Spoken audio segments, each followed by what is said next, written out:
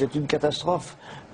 On voit bien que les États-Unis vont modérer un peu la situation, mais il est trop tôt encore pour savoir quelles seront les conséquences. Notez, c'est un pas de plus dans une direction qui est néfaste, nuisible, et à mon avis, on va par petits pas vers une situation extrêmement grave dans les années qui viennent.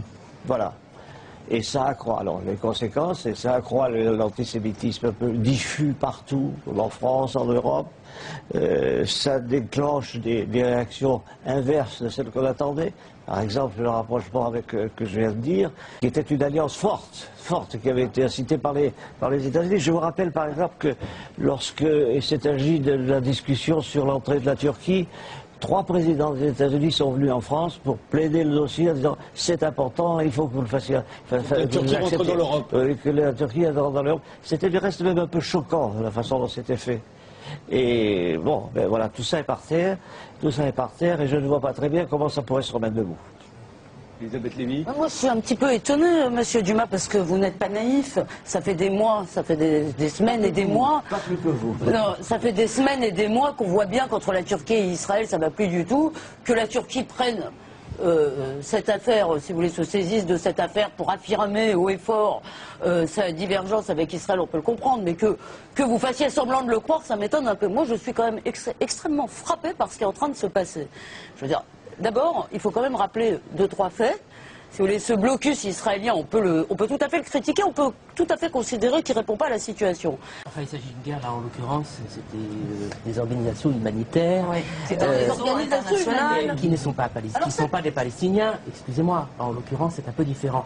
Faut parler de haine, oui, ça c'est certain, il y a une haine contre Israël qui est patente. Mais je crois que ce qui fait la différence, c'est que il y a une prise de conscience de la communauté internationale que ce blocus est inefficace. Ce blocus, il est absolument délirant. Il faut quand même, je crois que c'est très important, peut-être il va sortir quelque chose d'un peu mieux de cette tragédie, c'est cette prise de conscience de ce que peut être la vie dans les territoires occupés. Je voudrais dire une chose très simple. J'ai voyagé dans les territoires occupés et à Gaza, je suis allé à Ranounès, à Rafah, avant que le Hamas n'arrive. On oublie une chose très simple, s'ils s'appellent les territoires occupés, c'est qu'ils sont occupés. Ce n'est pas une zone franche palestinienne. La vie d'un Palestinien, c'est une vie sous l'occupation. C'est une vie impossible.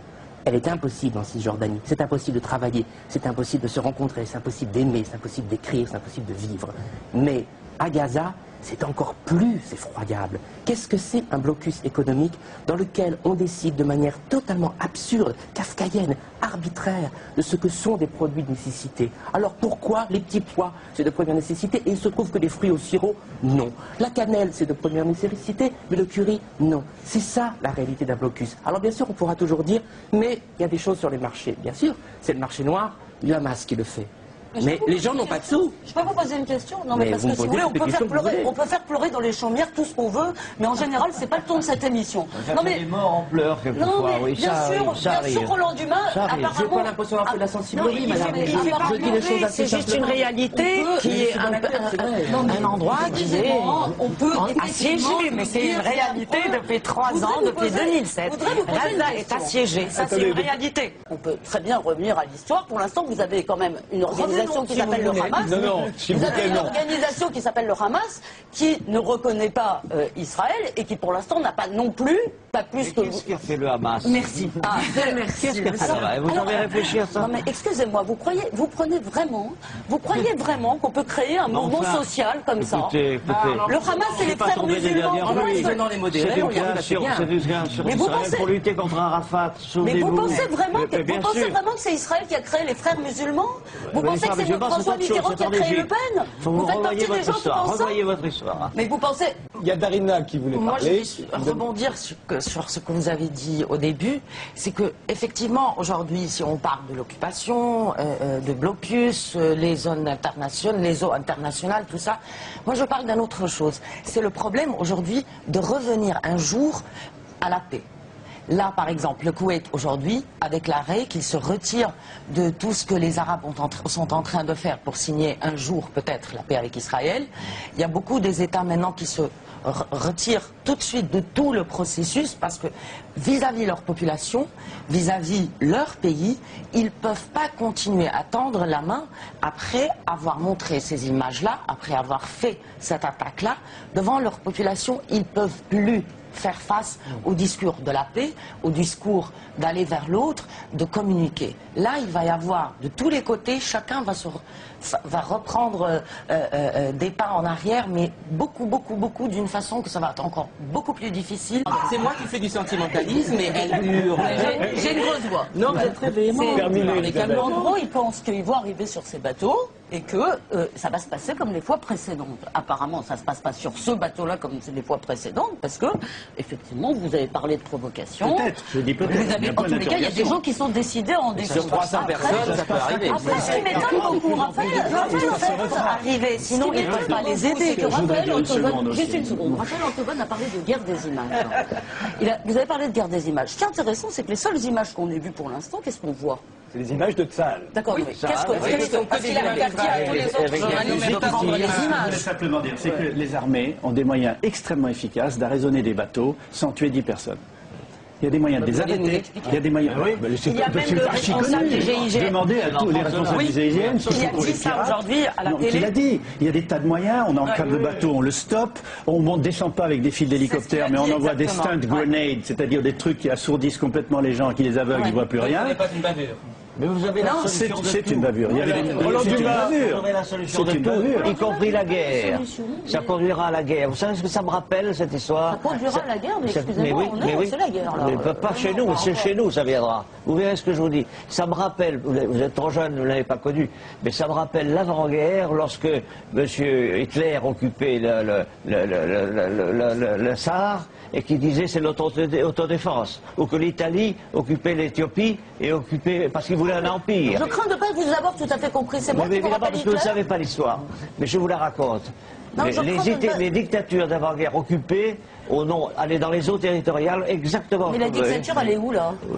Vous n'avez pas connu Hitler, non? Non. Il ne compare pas la dictature, il compare le procédé. Oui. Et donc, vous avez des dictatures qui avant-guerre. Oui, pour cause. Oui. La façon dont vous défendez Israël me laisse penser que vous avez quand même des bribes. Raphaël Antoine, vous vouliez. Et vous devriez quand même vous en souvenir.